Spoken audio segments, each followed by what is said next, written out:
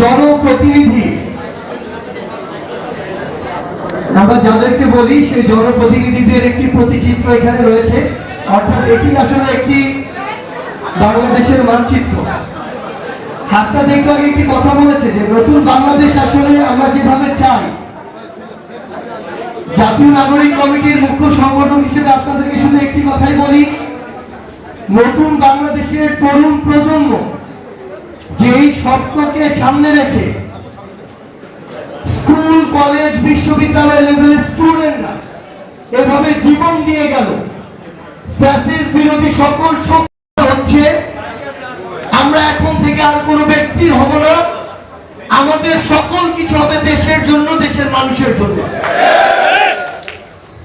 এখানের কাউকে সার্জিসের হওয়ার প্রয়োজন নেই, হাসনাতের হওয়ার প্রয়োজন নেই, নাসিরের হওয়ার প্রয়োজন নেই, ফুয়াদের হওয়ার প্রয়োজন নেই। আপনারা যদি দেশের এবং দেশের মানুষের জন্য হন, আমরা আপনাদের জন্য কুরবানি হয়ে যাব। বাংলাদেশের মানুষ বিগত 16 বছরে যে অন্যায় নির্যাতন নিপীড়নের শিকার হয়েছে, আমরা বিশ্বাস করি আপনাদের ভিতরে ওই গার্ডস আছে, ওই সাহস আছে, ওই নৈতিকতা আছে বলে আপনারা এই 24-এর যোদ্ধাদের সামনে এসে বসেছেন। আমরা বিশ্বাস করি এই 24-এর অভ্যুত্থানে আপনাদের অবস্থান ফ্যাসিস্ট বিরোধী ছিল, অথবা আমাদের সাথে আপনারা রাজপথে ছিলেন বলে আজকে আমাদের সাথে চোখে চোখ রেখে আপনারা বসতে পেরেছেন।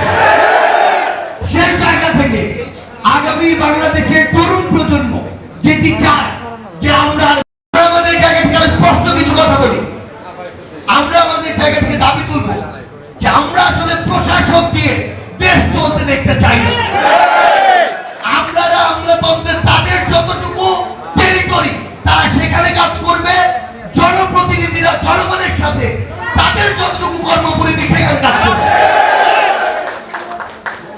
এই কম্বিনেশন যদি না থাকে তাহলে দিন শেষে যেভাবে রাষ্ট্রের ফাংশন করার কথা সেভাবে ফাংশন করা সম্ভব নয়।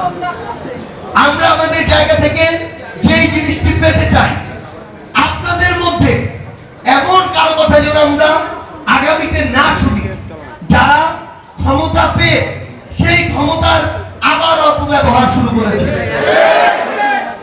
একটা জিনিস মনে রাখতে হবে, হাসনাত তার কথায় বিস্তারিত ভাবে এই কথাটি বলে গেছে, জনপ্রতিনিধিরা যেভাবে জনগণের সাথে সম্পর্কিত, তাদের দুঃখ কষ্ট যেভাবে বুঝে, তাদের দুর্দশা যেভাবে বুঝে, তাদের সাথে যেভাবে মিশে, এটা কোনো আমরা কেন যারা ওই বিভিন্ন অফিসে বসে থাকে, যত বড় অফিসারই হোক না কেন, তাদের পক্ষে বোঝা সম্ভব না। একইভাবে আমরা আমাদের জায়গা থেকে শুধু একটি কথাই বলি যে স্থানীয় সরকার এবং এই সম্পর্কিত যে মন্ত্রণালয়, সেখানে আমাদের এই অভ্যুত্থানের অন্যতম একজন সহযোদ্ধা আসিফ মাহমুদ সজীব ভুইয়া সেখানে উপদেষ্টা হিসেবে দায়িত্ব পালন করছেন। আমরা মনে করি আসিফ নাহিদ সহ এই অভ্যুত্থানে যারা সামনের সারিতে থেকে এই অভ্যুত্থানের নেতৃত্ব দিয়েছেন, তারা জনগণের দুঃখ দুর্দশা বুঝে বলে, জনগণের পালস বুঝে বলে এই অভ্যুত্থানে তাদের নেতৃত্ব জনগণ গ্রহণ করেছিল। এই অভ্যুত্থানে তাদেরকে সামনে রেখে, তাদের উপরে আস্থা রেখে জনগণ রাজপথে নেমেছে এবং খুনি হাসিনাকে দেশ ছাড়া করেছিল। সেই জায়গা থেকে আমরা চাই যারা জনগণের কাছে গ্রহণযোগ্যতার ভিত্তিতে, নিজের যোগ্যতা এবং দক্ষতার ভিত্তিতে এভাবে নির্বাচিত হয়ে এসেছে, তাদেরকে ওই জায়গাগুলোতে যেন এই দায়িত্বটি দেয়া হয়। আমরা আমাদের জায়গা থেকে কথা দিচ্ছি, আমরা সর্বোচ্চ চেষ্টা করব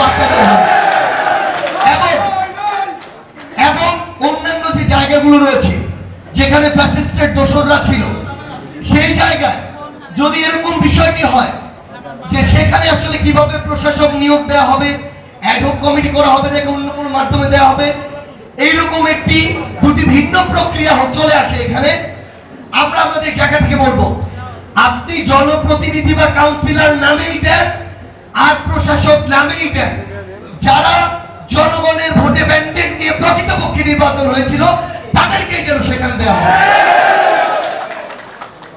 আপনাদের পক্ষে ফুয়াদ ভাই আরেকটি কথা বলেছেন, আমি শতভাগ এই জায়গাটাতে একমত। বাংলাদেশের ব্যক্তি মানুষ হিসেবে কোনো প্রতিনিধি না, আমাদের অনেক সমস্যা রয়েছে।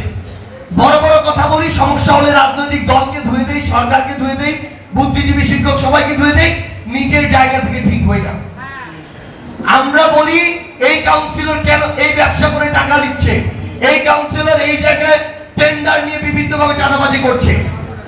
একজন কাউন্সিলরের কাছে একজন ব্যক্তি হিসেবে আমার যে প্রত্যাশা, তার ওই জায়গায় 10, 20, 30, 50 হাজার মানুষের যে প্রত্যাশা, এই প্রত্যাশা পূরণ করতে ওই কাউন্সিলরের মাসে কত লাখ টাকা লাগে সেটাও আপনার হিসাব করতে হবে।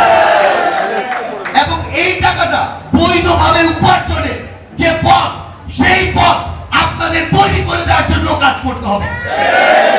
কেউ যদি অবৈধভাবে 1 টাকা উপার্জন করে আমরা তার বিপক্ষে দাঁড়াবো, কিন্তু আপনি বৈধভাবে উপার্জনের পথ যদি তাদেরকে না দেন, এটাও আপনাদের জায়গা থেকে সংকীর্ণ মানসিকতার পরিচয়। সেই জায়গায় বাংলাদেশ শুধু কাউন্সিলর নয়, পুরো বাংলাদেশ একজন মেম্বার হোক, চেয়ারম্যান হোক, এমপি হোক, মন্ত্রী হোক, বাংলাদেশের বর্তমান পরিস্থিতি বিবেচনায়, অর্থনৈতিক কাঠামো বিবেচনায়, মানুষের খরচ বিবেচনায়, নির্দিষ্ট একটি পদে একজন জনপ্রতিনিধি মাসিক যে একটি খরচ হয়, তেমন একটি স্ট্যান্ডার্ড খরচ তাকে সম্মানী ভাতা হিসেবে অবশ্যই দেওয়া উচিত। আপনি যদি সেটা না দেন আর চারদিক থেকে এটার জন্য ওটার জন্য চাপাচাপি করেন, দিন শেষে তাকে অন্য কোনো না কোনো উপায় বের করতে হয়। আমরা কথায় বলি, জনগণ এবং যারা জনগণের হয়ে কাজ করবে, আমরা তাদের মধ্যে ব্রিজ হয়ে কাজ করতে চাই। আমরা তাদের কথাগুলো পুরো দেশের সামনে তুলে ধরতে চাই। আমরা আমাদের জাতীয় নাগরিক কমিটির পক্ষ থেকে আপনাদেরকে একটা আহ্বান করি। সেই আহ্বানটি হচ্ছে, পুরো বাংলাদেশের মানুষের নতুন একটি রাজনৈতিক বন্দোবস্ত তাদের একদম মনের ভিতর থেকে একটি প্রত্যাশা। আপনারা কে কোথায় যাবেন সেটা আপনাদের বিষয়, কিন্তু একটি জিনিস মনে রাখবেন, আপনারা যদি সেই প্রত্যাশাকে সামনে রেখে আগামীর বাংলাদেশে কাজ না করেন, চোখের সামনে খুনি শেখ হাসিনা যে ফেরাউনের চেয়ে বড় হয়ে উঠেছিল তার পরিস্থিতিটা একবার অনুমান করবেন। যদি জনগণের প্রত্যাশা অনুযায়ী কাজ না করেন, 1 বছর, 2 বছর, 5 বছর পার পেয়ে যাবেন, কিন্তু তারপর পরিস্থিতি এবং অবস্থা তার মতোই হবে। সে তো কোন পর্যায়ে চলে গিয়েছিল, মানে বাংলাদেশের ক্ষমতার জায়গায় আল্লাহর পরে তার অবস্থান এমন একটি জায়গায় চলে গিয়েছিল। সেই জায়গায় তার অবস্থান যদি এমন হয়, আমরা যারা ছোটখাটো মানুষ রয়েছে, আমাদের অবস্থান জনগণ কোথায় নিয়ে ফেলবে সেটা আমাদের মাথায় রাখতে হবে। আমরা শুধু আপনাদেরকে একটি জিনিসই বলি, যে কোনো যৌক্তিক দাবিতে আমরা আপনাদের সাথে সবসময় ঐক্যবদ্ধ থাকব। এবং আমরা বিশ্বাস করি দেশের মানুষকে, সর্বোপরি বাংলাদেশ রাষ্ট্রটিকে সামনে রেখে আপনারা আপনাদের জায়গা থেকে আমাদের সাথে ঐক্যবদ্ধ থাকবেন, যৌক্তিক দাবিতে ঐক্যবদ্ধ থাকবেন, এবং 2 দিনের স্বল্প সময়ের ক্ষমতা পেয়ে আমরা যেন কেউ জনগণকে ভুলে না যাই, দেশের স্বার্থকে ভুলে না যাই, সত্য প্রকৃত ইতিহাসটা ভুলে যাই। তাহলেই আমরা বিশ্বাস করি আগামীর বাংলাদেশে আমরা যে স্বপ্ন দেখছি, সেই স্বপ্নকে সামনে রেখে বাংলাদেশকে একটি রাষ্ট্র হিসেবে গড়ে তুলতে পারবো, কোনো বৈদেশিক পরাশক্তির দালাল নয়। আমরা বিশ্বাস করি আগামীর বাংলাদেশের প্রত্যেকটি সিস্টেম কাঠামো যেগুলো ধ্বংস করে ফেলা হয়েছিল, সেগুলো আমরা নতুন করে গড়ে তুলতে পারবো। আমরা বিশ্বাস করি যেভাবে লিডার তৈরি না করে দালাল এবং দাস তৈরি করা হয়েছিল, সেগুলোকে বাদ দিয়ে আমরা নতুন করে জনগণের লিডার তৈরি করতে পারবো। এবং এই পথে আমরা বিশ্বাস করি আমরা একই পথে সহযোদ্ধা। ইনশাআল্লাহ আমরা যদি আমাদের নিয়ত সহি থাকে, পথ সঠিক থাকে, সামনে জনগণ এবং দেশ থাকে, তাহলে আপনাদের সাথে আবারও আমাদের দেখা হবে লড়াইয়ের সংগ্রামের রাজপথে অথবা বিজয়। ধন্যবাদ সবাই। ফুয়াদ ভাই এখানে কথা বলে গিয়েছে, তার কথাগুলোর সাথে আমি আমার জায়গা থেকে সম্পূর্ণ একমত। এই জায়গাটিতে যে আজকে বিগত 16 বছরে আমরা দেখেছি খুনি হাসিনা ক্ষমতায় টিকে থাকার জন্য এই বাংলাদেশের জনগণের উপর কিন্তু নির্ভর করেনি, জনগণের ম্যান্ডেটের উপরে নির্ভর করেনি, জনগণের ভোটের উপরে আস্থা রাখেনি। খুনি হাসিনা এই বাংলাদেশের ক্ষমতায় সর্বশেষ সময়টিতে টিকেছিল আমলাতন্ত্রকে ব্যবহার করে, প্রশাসনকে ব্যবহার করে এবং জনগণের সাথে রাজনীতির যে একটি সম্পর্কে দূরত্ব তৈরি হয়েছিল, জনগণের সাথে সরকারের যে একটি দূরত্ব তৈরি হয়েছিল, সেটি বাংলাদেশের জনগণ এই অভ্যুত্থানে প্রমাণ করে দিয়ে খুনি হাসিনাকে দেশে ছাড়া করেছে। এখন আমরা আপনাদের কাছে আসলে কি চাই? চাওয়া যেমন আপনাদের রয়েছে বাংলাদেশের মানুষের পক্ষ থেকে, অভ্যুত্থানের স্পিরিটের জায়গা থেকে আমাদেরও কিছু গুরুত্বপূর্ণ চাওয়া রয়েছে। আমরা আমাদের জায়গা থেকে অবশ্যই চাই যারা নিজের যোগ্যতায় ফ্যাসিস্টদের বিরুদ্ধে লড়াই করে, সংগ্রাম করে, জনগণের ম্যান্ডেট নিয়ে কাউন্সিলর নির্বাচিত হয়েছে, তারা জনগণের প্রতিনিধি হিসেবে থাকবে। কিন্তু আপনাদের জায়গা থেকে এই নিশ্চয়তাটুকু আপনাদের জায়গা থেকে দিতে হবে, এই যে আপনাদের সাথে আমরা একটি কমিটমেন্ট করে আপনাদের হয়ে কথা বলবো, লড়াই করবো, সেই কমিটমেন্টের মর্যাদা আপনাদের রাখতে হবে। আমরা আপনাদেরকে স্পষ্ট করে একটি কথা বলি, আমরা যদি আমাদের জায়গা থেকে দেখি বা শুনি যে আপনাদের ভিতরে, আপনাদের ওই লিস্টে এমন কেউ আছে যে ওই ফ্যাসিস্টদের সময় প্রত্যক্ষ বা পরোক্ষভাবে তাদেরকে সহায়তা করেছে, এই অভ্যুত্থানে যারা আন্দোলন করেছে তাদের বিপক্ষে ছিল, যারা বিগত 16 বছরে আমার অনেক জনগণের কাছে গিয়ে পার্টির সাথে লড়াই করে বহিষ্কার হয়ে আজকে এই পর্যায়ে আপনারা উপনীত হয়েছেন। আপনাদের এই সংগ্রামের ইতিহাস বাংলাদেশের লোকাল গভর্নমেন্টের ইতিহাসে একটি অনন্য অধ্যায় হয়ে থাকে। বর্তমান পরিস্থিতিতে এই 5ই অগস্টে গণ অভ্যুত্থানের পরে বাংলাদেশে অনেক সংকটের সৃষ্টি হয়েছে, কিন্তু এই সংকটের সকল সৃষ্টির মূলে যে শক্তিটা ছিল, সেই শক্তি ছিল মুজিববাদী শক্তি, সেই শক্তি ছিল শেখ হাসিনার শক্তি, সেই শক্তি ছিল মুজিববাদী দোসর যারা অন্যান্য শক্তি, তারা প্রতিনিয়ত বাংলাদেশকে একটি অকার্যকর এবং ব্যর্থ রাষ্ট্র পরিণত করার জন্য গত 15 বছরে মানুষের যে সম্পদ, মানুষের যে অর্জন, বাংলাদেশের মানুষের সাথে বেইমানি করে বিদেশে পাচার করেছে, বাংলাদেশের মানুষের রক্ত নিয়ে হোলি খেলা করেছে, 2000 মানুষের রক্তের উপরে তারা দাঁড়িয়ে বাংলাদেশের সাথে বেইমানি করে এখন পার্শ্ববর্তী দেশে আশ্রয় নিয়ে বাংলাদেশের বিরুদ্ধে প্রতিনিয়ত ষড়যন্ত্র করে যাচ্ছে। আপনারা একটু সবাই চুপ করবেন।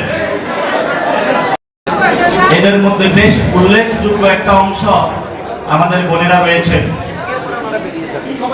বাংলাদেশে উইমেন এম্পাওয়ারমেন্টের যে একটি অনন্য নজির, লোকাল গভর্নমেন্টের যে রিপ্রেজেন্টেশন সেখানে রয়েছে। বর্তমান পরিস্থিতিতে আপনারা যে সংকটের মধ্য দিয়ে যাচ্ছেন, সেই সংকট সমাধানে আমরা মনে করি যারা গণ অভ্যুত্থান পক্ষ শক্তি ছিল, ছাত্র জনতার সাথে ছিল, ফ্যাসিবাদের বিরুদ্ধে সর্বোচ্চ দিয়ে নিজের জান সম্পদ রাজপথে লড়াই করেছে এবং বাংলাদেশকে একটি ধ্বংস থেকে রক্ষা করেছে, আপনাদের চেয়ারে আপনারা থাকার উপযুক্ত। তবে এটা কিভাবে হবে? আপনাদের চেয়ারটা প্রশাসক পদে রেখে যে সকল জায়গায় আওয়ামী দোসর রয়েছে, ফ্যাসিবাদী শক্তি রয়েছে, আপনাদের সহযোগিতা ছাড়া তাদের বিতরণ অসম্ভব। আমরা জাতীয় নাগরিক কমিটির পক্ষ থেকে আজকে আপনাদের এই সমাবেশ থেকে দাবি জানাতে চাই, যারা গণ অভ্যুত্থানের শক্তি, যারা ছাত্র জনতার শক্তি, যারা বাংলাদেশের পক্ষের শক্তি, অনবরত বৈষম্য বিরোধীর নেতৃত্বে যে একটি রাজনৈতিক দল আসতেছে, সে রাজনৈতিক দলের আপনাদের আমরা সর্বোচ্চ সহযোগিতা কামনা করছি। আমরা আশা করি সেই রাজনৈতিক দলের আপনাদের এই ত্যাগ তিতিক্ষা আমরা মূল্যায়ন করব। জনতা এবং মানুষের মধ্যে যে বাস্তবিকতিন যে সম্পর্ক, সেই সম্পর্কের যে আপনারা অনন্য নজির স্থাপন করেছেন, সেখানে আমরা আপনাদেরকে পাশে পাবো। এই কমিটমেন্টের মধ্য দিয়ে যদি আমরা যেতে পারি, বাংলাদেশে একটি শক্তিশালী দল আমরা উপহার দিতে পারবো, যে দলের মধ্য দিয়ে সেন্ট্রাল পাওয়ার বলি আর লোকাল গভর্নমেন্ট বলি, সেখানে আমরা শক্তিশালী একটি বৌদ্ধ রচনা করে ভবিষ্যৎ বাংলাদেশকে সকল পেশিবাদী এবং বিদেশি ষড়যন্ত্র থেকে মুক্ত করে জনগণের যে সমস্যা সমাধানের রাজনীতি, সেখানে আমরা একটি অগ্রণী ভূমিকা পালন করতে পারবো। আমরা হাত তুলে আজকে কমিটমেন্ট করি, আমরা কি আগামীতে আপনাদেরকে পাবো? আমরা সকলে একসাথে উচ্চারণ করে দিল্লি না ঢাকা, দিল্লি না ঢাকা, এ জনতা না রাজপথ, গোলামি না রাজপথ, মুজিববাদ মুর্দাবাদ, ইনকিলাব জিন্দাবাদ, মুজিববাদ মুর্দাবাদ, ইনকিলাব জিন্দাবাদ, মুজিববাদ মুর্দাবাদ। আমরা আশা করি 71 সালে জনগণের যে আকাঙ্ক্ষা ছিল, সে আকাঙ্ক্ষা থেকে 72 সালে বাকশালের মধ্য দিয়ে বাংলাদেশের জনগণের সাথে যে বেঈমানি করা হয়েছিল, এই মুজিববাদের কবর রচনা আপনাদের মধ্য দিয়ে বাংলার মাটিতে হবে। 90-এ যে গণ অভ্যুত্থান হয়েছিল, সেই গণ অভ্যুত্থানে যে দুটি দল চুরি করেছিল, এই গণ অভ্যুত্থানকে, সেই গণ অভ্যুত্থানের শক্তি থেকে আমরা আবার স্পিরিট নিয়ে 24-এ আমাদের যে মুক্তি এবং পূর্ণ স্বাধীনতা আমরা অর্জন করেছিলাম, সেই স্বাধীনতার একজন শক্তি এবং সৈনিক হয়ে আগামীতে আপনারা আপনাদের চেয়ারে বসে রক্ষ প্রশাসকের ভূমিকা অবতীর্ণ হয়ে বাংলাদেশের জনগণের যে সমস্যা, তা সমাধান দিয়ে বাংলাদেশ রাষ্ট্রকে একটি অনন্য মর্যাদায় নিয়ে জনগণের যে আবেগ এবং চাহিদা, সেগুলোর সমস্যার সমাধান করে বুকে বুক মিলিয়ে কাঁধে কাঁধ মিলিয়ে একটি নতুন বাংলাদেশের প্রত্যয় এবং বাংলাদেশ পুনর্গঠনে আমরা আমাদেরকে নিয়োজিত করব। এক্ষেত্রে আগামীর শক্তি এবং সংগঠক যারা রয়েছেন, আপনারা পৌর কাউন্সিলর হয়েছেন জনগণের ভোটে, আপনাদেরকে এটা কেউ টিকিট দিয়ে যায় নাই। জনগণের প্রত্যেকটি ঘরে ঘরে ঘরে তাদের সমস্যা সমাধান করবে। রক্ত দিয়ে ঘামের বিনিময়ে প্রত্যেকটি ভোট আপনারা অর্জন করেছেন। আমাদের গত 15 বছরে ভোট নিয়ে ঝিলিমিলি খেলা হয়েছে। বাংলাদেশে আগামীতে যারা আমাদের ভোটের অধিকার করে কেড়ে নিয়েছিল, আপনাদেরকে আজকের এই সমাবেশে আসতে বাধ্য করেছে।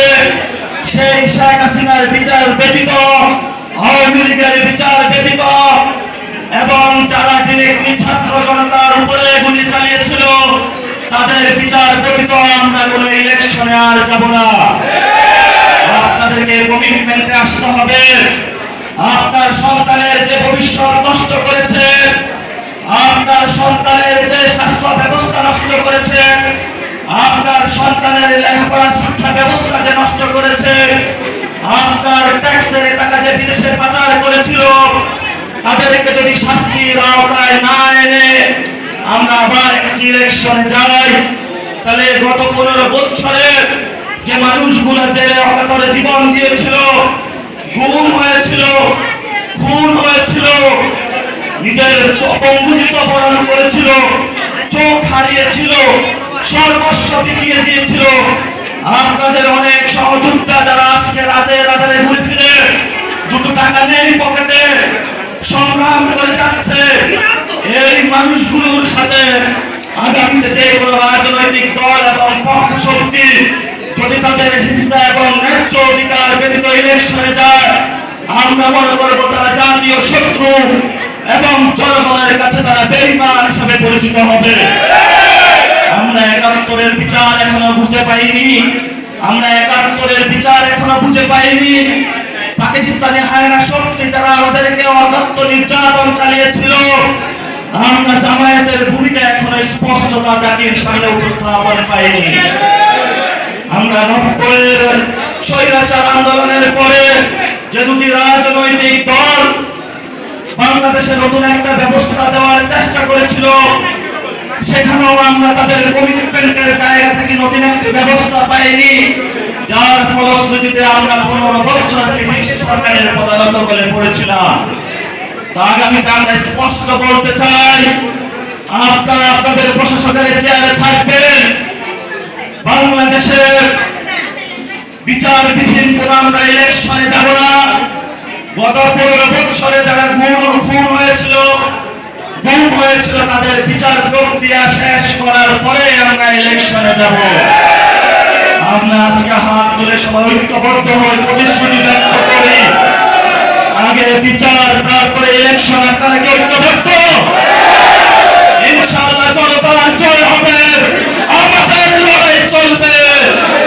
ইনকিলাব জিন্দাবাদ, মুজিববাদ মুর্দাবাদ। জাতীয় নাগরিক কমিটির পক্ষ থেকে সকলকে ধন্যবাদ। আপনাদের সাথে ইনশাআল্লাহ আমরা আছি।